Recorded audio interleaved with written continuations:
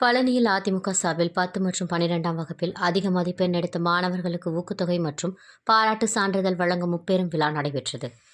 திண்டுக்கல் மாவட்டம் அனைத்து இந்திய அண்ணா திராவிட முன்னேற்றக் கழகத்தின் முன்னாள் சட்டமன்ற உறுப்பினர் குப்புசாமி தலைமையில் 25வது வார்டு நகர் மன்ற உறுப்பினர் ஜன்னத்துல்லா பிரதெல்ஸ் பொதுக்குழு உறுப்பினர் ராஜா முகமது அதிமுக பழனி நகர கழகம் சார்பில் முப்பெரும் விழா நடைபெற்றது.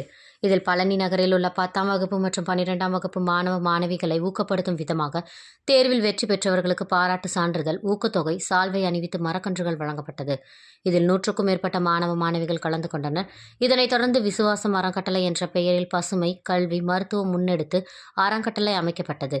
இதில் எம்ஜிஆர் மன்ற மாநில இணை செயலாளர் ரவி மனோகரன், விவசாய அணி மாவட்ட தலைவர் பழனிசாமி, ஒன்றிய செயலாளர் மாரியப்பன், இளைஞரணி மாவட்ட செயலாளர் அன்வர்தீன், பேரூர் செயலாளர் சக்திவேல், நகர்மன்ற உறுப்பினர்கள் ஆறுமுகம், புஷ்பலதா, கார்த்திகேயன், ராஜு, ஆயக்குடி வார்டு உறுப்பினர் கிருஷ்ணன், வழக்கறிஞர் பன்னாடி ராஜா உள்ளிட்டோர் கலந்து கொண்டனர்.